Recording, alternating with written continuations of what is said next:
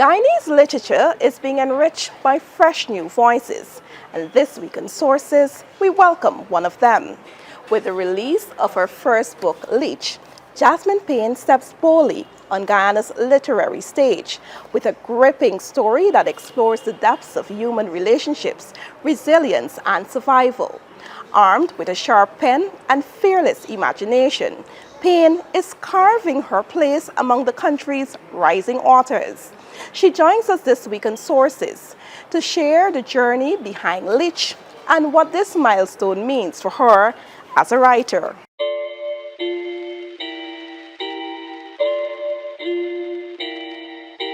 Welcome to Sources. Tonight we'll be shifting the focus a bit from politics to talk about the literary arts. I have with me in studio an author, the author of Leech, a newly released book, Jasmine Payne. Jasmine, welcome to Sources. Thank you so much. Thank you for having me. It's been a while. It has been a while, and being on this side of the camera is different for me. So, Jasmine, you're an author. You Yes. recently launched Leech. Yes. But you're also a communications specialist. Yeah. You're an editor. But really, who's Jasmine Payne?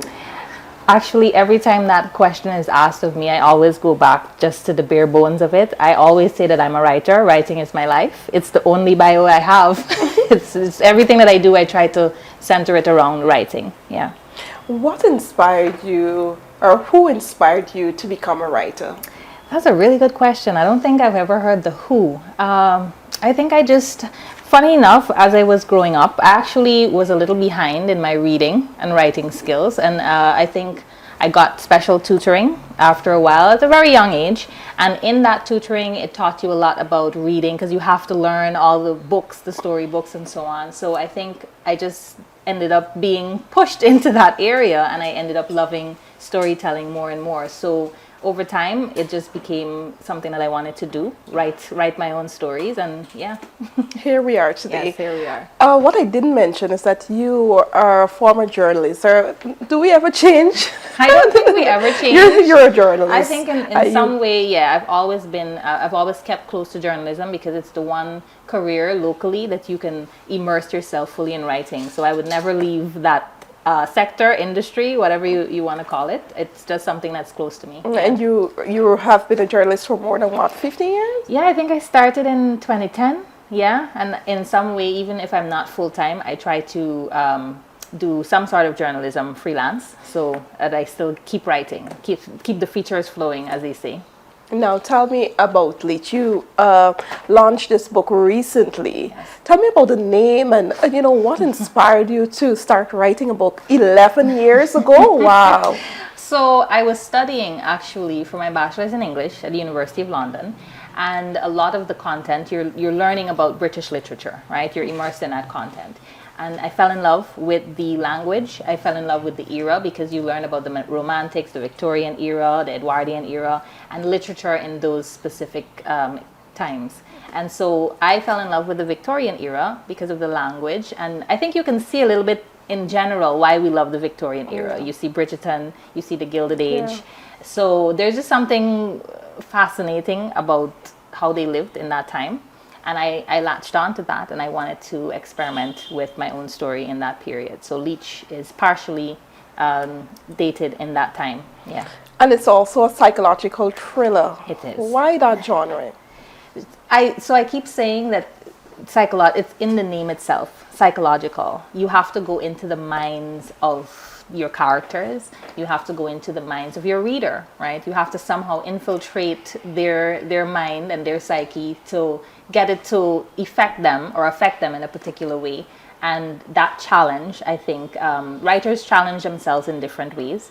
And in that genre, I wanted to challenge myself in seeing if I can have that effect on the reader and create good characters that tell that type of story. Mm-hmm. Yeah. So tell me a little about the book itself, the storyline. So the book is about a writer. She's a Guyanese writer, but she's living in New York, modern day New York, and she encounters this malevolent being, right, who she claims possessed her to write a book. And the book becomes a bestseller practically overnight. And because of that fame and knowing what she did to be able to get that fame, she locks herself away in a psychiatric hospital. And so she's divulging to this doctor about this man who, as far as we all know in that world, was just a historical figure from the 1800s. And so the question is he real, is he not real, throughout the book. Yeah. And how do you develop your characters in the book? And, you know, why the name John Thomas Reginald Leech? John Thomas Reginald Leech actually comes from my interest in Jack the Ripper. So he was the first recorded serial killer, and he came from Victorian era England. So I wanted to make my own villain, and so John Thomas Reginald is kind of like an homage to Jack the Ripper, JTR. And so that really and truly, I was just trying to make connections in that way. Yes. But developing the characters, there's a thing when you're writing called being character-led.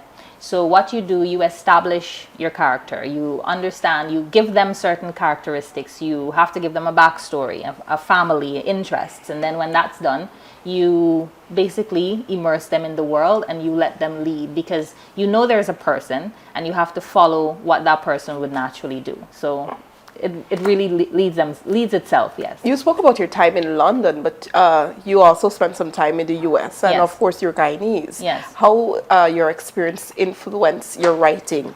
It's definitely, I think the setting really took over itself because of just how influential those places were. Like I said, for London, the language and the time, the places that these things occurred, and they were very interesting to me. But in New York, where I spent some time as well while studying, I was able to participate in the arts culture there. You know, they have a rich literary culture. They have a lot of book fairs, book groups, very, very rich. And so I was so inspired by that. I moved the story. Initially, I was going to start the story in Guyana, but then while spending time there, New York, still has a rich Caribbean culture, a rich migrant culture, and so I used that instead to make a Guyanese connection, yes. What was the most challenging part about writing Leech? Understanding the beginning to end process of writing a novel. I think we take for granted, because writing could seem so simple. You just need to go on your computer or a pen, take a pen to paper. But when you come to write long form work like a novel, and you want to do it well, there are specific steps that you have to take that novel through. And I didn't know what those steps were. It's part of the reason that I took so long, because it's a lot of stops and starts trying to figure out what is the next step that I need to do to make sure that this is a good product, you know. So I think it took so long, but then finally I was able to get a whole picture. And then, yeah. What kept you going amid those challenges? And was it a point where you said, you know what, I'm just going to scrap this book? Yes, many times. Many times I wanted to stop. I remember, you know, sometimes I'll just be doing something else. Sometimes I'll write another story, or I'll be doing some other written type of work, and I'll be doing so well here. And I'd be like, you know what, I'll just throw that story out. It wasn't the story for me. But one thing I've learned as a storyteller is that once that story is supposed to be told, it never leaves you. So it just kept coming back, and I knew that it's kind of like this unfinished task, and if you care about those things, you're gonna go back to it. Yeah. What's your favorite part of the book? My favorite part of the book, or parts I should say, are actually the Victorian setting, where Leech lives, because he's telling, there's part of the book where she is actually showing you chapters of what she wrote. And so those chapters are just about 6 chapters, but they took the longest to write, because you have to ensure that you are true to that time and that place, the language, the dress, the customs. And so it took a lot of research, and I got very close to the characters, and I just really enjoyed writing that section very well. And what has been the response like? I know that you've launched recently. Yes. I saw you in a photograph with the Prime Minister sharing a copy, and some of our diplomats here. Yes. What's the response like? I am honestly so overwhelmed by just the positive response I've received. It's probably the biggest honor, or the highest honor any writer could hope for, to write a story and people gravitate to it. So the feedback is that, you know, it's well written. Don't take it from me, but you know, because I also have what you call ARC readers, so in their advanced reader copy readers, as they call them. So you kind of give them the book to test the market. And so far, you know, from objective persons, I've received very, very good reviews, and I'm just really happy that it's being received well. Yeah. Well, in order to read it for ourselves, we have to access it. Where could we find in the book? So it's currently available on Amazon, all the different Amazon stores. So if you're in Canada, the UK, it should be listed on your store. You just have to search for Leech by Jasmine Payne. I will be, because I thankfully sold out at the launch. Wow! So I had to bring in quicker than I expected a new batch. So as soon as those come in by the end of October, I will be placing it in Austin's National Library, Nice. the UG Library. And so I really want it to be accessed by a lot of Guyanese, because it is a Guyanese story. Yeah. Okay. And what's the cost? It's $4,000. Nice and cheap and sweet. Yes, books are not meant to be too expensive. So yeah. What do you hope when someone reads this book? And I hope that I read the book very soon. I love a good thriller. Yes. So what do you hope persons take away from this book? You know, we're not, in Guyana, we don't get a lot of genre fiction, right? We don't get a lot of psychological thrillers specifically from Guyana. So I wish that people would have an open mind, because some people say, oh, you know, I'm not a thriller person, or it might be a jumbie story. But I actually want people to have an open mind, because it has so many facets, the story. Has so many facets. It has the Caribbean experience, it has the writing experience, of course it has the Victorian experience, and of course it has some horror and some thrills. But I want them to just take the full story, just to see, I think, the byproduct of what this really takes and how it can be done in Guyana. Because I think we don't think that we can do this very much in Guyana. It's very difficult. But I want them to take it to represent that it's possible. And so that's why I would want a lot of persons to read it, just to appreciate the possibility of what we can do for other writers. Now, this is your first book, and I've been told that it has already been shortlisted. Congrats! Yes, well, thank you very much. Hopefully for more prizes, but there's an award from the UK called the Page Turner Awards, and you submit your manuscript if it's not yet published. So before the book was published, I submitted the manuscript. And the prize is, they look for the potential of it having commercial ability. And so it was shortlisted in the Writers Award subcategory, as well as the Phoenix Award category. So the Phoenix Award is actually if you've written your book and there's some sort of adversity around you. And in my case, it was, in the Caribbean publishing industry, we don't have as many options as you would for the wider world. And so it was selected for the Phoenix category because of being written in this area, in this geographical area. Yeah. Now that you've mentioned that, what could be done to support the local publishing industry? How could we as a society, and how could the government support the literary arts, support writers? Yeah. And I know that you said it wasn't an easy task. Research is a big thing. It was because of your experience traveling that you were able to immerse yourself in this book, and to bring out the best of experience. So how important it is for us as a society to support the arts, and for government, what needs to be done?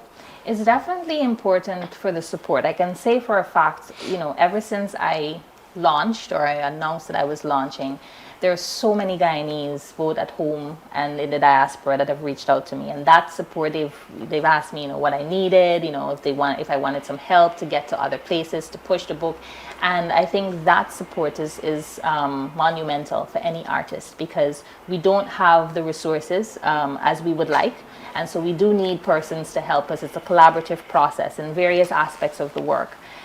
So that's one, just understanding the importance of that support and reaching out to artists when they say, they're doing this work, because it could be a lonely journey. For the government, of course, I think many artists have called for it. It would be remiss of me to not mention it, but copyright laws. We have to be able to own this work. I've had to register it for copyright in the United States, because we don't have that infrastructure here.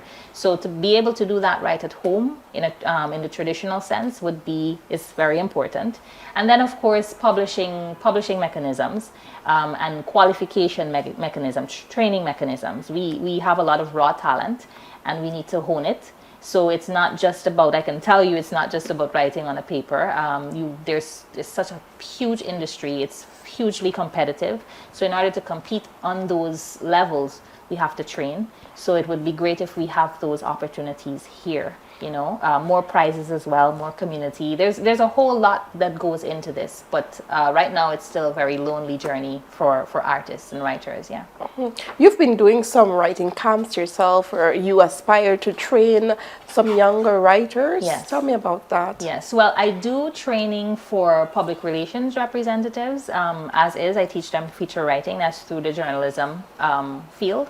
But now that I've launched and I've amassed so much knowledge about the process, I know that there are people that have their projects. They're sitting at home. They're wondering, what do I do next? At various stages of the process. And so I do want to help to tell them what is next. I want to help them understand the need for community, the need for ensuring that your work stands the test of time. It goes through the fire that it needs to go through. They need to understand critique. There's so many different things that I can help them. They need to understand what are some of the resources that they may not have to spend as much money for, because it could be a very expensive process. So there are a lot of ways that we can help them to bring their work out, and I would like to be that one of the sources that helps them to get there. That's good to hear. Now, how important it is for you to market correctly? Because I know there have been other authors have written other books, Yes. But you don't see the kind of publicity, or it's not reaching the audience as Yeah. it should. Yeah. What advice you would give with respect to marketing and what needs to be done? It's definitely, I think it's a case where, first of all, maybe we feel that there's not enough of an audience for our work. So when we publish, we say, hey guys, and we go into our little community and we say, this is what I did. But what I've learned from this process is that you never know who is interested until you put yourself out there. And you can't be afraid to put yourself out there. But in the writing field, I think, especially for creative writing, there's obviously, artists are very close to their work, naturally so. And the feedback aspect, negative feedback, or the possibility of negative feedback could be a harrowing experience. It could be crippling. I've dealt with it before. I still will have to deal with it, because no book is perfect. Every book will attract negativity in some way. So I think just understanding that it's part of the process and doing it anyway, coming forward anyway, you will be surprised how much support that you can get, especially for me, once you ensure that you do the work to bring it to the standard where people will be able to appreciate it. But then, of course, you have to also remember that even in arts, it's a business, especially if you want to earn from it, right? So once you understand that, you'll know that, well, there are certain requirements for pushing your work to the front. Okay. Yeah. Now, before I get to what's next to Jasmine Payne, I'm sure that in writing this book, you mentioned that you were supported, persons reach out, but who are some of the core people you'd like to say thanks to? Definitely my immediate family. It goes without saying, because many times, over the years, they're the ones that have people who would have been with me saying, what happened to the book? To the point that I would get upset and be like, y'all not ask me why, y'all not here, you're struggling. But, those things, it really put in you a bit of urgency somehow. There are people very close to me that said, look, even if you don't give it to anybody, finish the book and just get it done. I'm super thankful. At the very end of the process, I met a developmental writer, Harold Bascom. He's a Guyana Prize winning author and playwright. And he also helped me a lot, and he gave me the Guyanese perspective, some of the Guyanese feedback. You always need, if you're coming from Guyana or any country, you need someone in your corner that understands the language and the audience. So that was instrumental. His help was instrumental as well. And then my other developmental editors that worked on the project. It's writing, and especially writing a novel, is not something that you do alone. Yes, it has my name on it, but they're along the way that they're different people, your writing coaches, your beta readers. There's so many people that have to have their eyes. And so every person who was part of that process as well, I'm very grateful for that. I know something we don't often talk about when we talk about the arts and writing a book is the cost factor. Is it a costly venture? I don't know if I want to even state the cost because I might scare other authors or other writers, but it is it could be a very expensive undertaking, which is why I said, I would like to teach persons how you can cut some of those costs, because many of the things that I spent on, I could have spent less, right? I could have been able to go to the right resource, but again, you're trying, like, okay, let me pay for this, let me pay for this. But now I have, like I said, a whole picture. But the full cost, if again you want to do it at a certain level, is a bit hefty, especially for editing costs. But I think that there are ways around that in every way. You just have to ensure you know what are the things you need to invest in, like editing, good editing. That's expensive, but it's necessary. Your artwork for your cover, that's also necessary to invest in, because your book is going into a huge world of people who are spending a lot of money as well. So you got to make sure that you do something along that line. Yeah. And I must ask, in this age of information technology, in the age of AI, are you concerned that we might be losing some of our touches? It's AI is a bittersweet topic. There are some people, there's some writers that are staunch and against AI, and of course for obvious reasons. I am one of those writers that kind of I'm at a middle ground. That might get me in trouble. But when it comes to your writing, your creative writing, AI must not touch it, right? Because AI has a particular way of sounding and crafting your narrative that is telltale, and you would know because you do a lot of writing, so you would know when something is done. So for creative, your writing itself, don't let AI touch it at all, unless you want some copyright drama, because right now there's a case where some authors are suing one of the AI companies for using their books to help to train the tool. They won, by the way. So definitely keep your work away from AI. Just don't. You might be tempted to run it through. No, keep it away, because it is influencing those tools. But I think that there are other ways that AI can be useful. For example, I was having a problem with my cover. I went to about 4 different artists, both overseas and locally. They just weren't getting it right. So what I did, I sketched what I wanted, and AI was able to help me get a cleaner cover for it. And then after that, I was still able to do my own stuff. So I think you have to put yourself in the middle. You still have to drive the work, and you cannot allow AI to be the creator, right? That is very tempting, but I'm very serious about that. AI is simply a tool.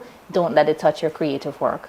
It's important for us to maintain that element, that aspect of writing, using our imagination, being creative in our writing and so forth. Now tell me, what's next to Jasmine Payne? Well, I mentioned at the launch, I kind of put myself in trouble. I said I wanted to be Guyana's next Stephen King, right? But again, not because of the horror, but because he is one of the more prolific writers that we have. He puts out multiple books a year sometimes, depending on his flow.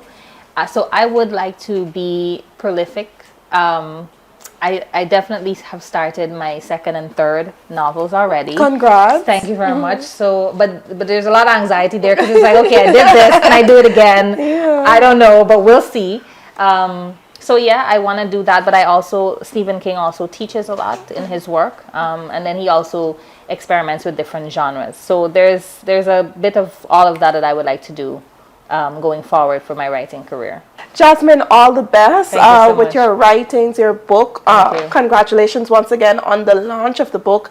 To our viewers, it's just $4,000. It will be available on our shelves here in Guyana from October. She was completely sold out at her recent launch, and so we want to congratulate you again, Jasmine.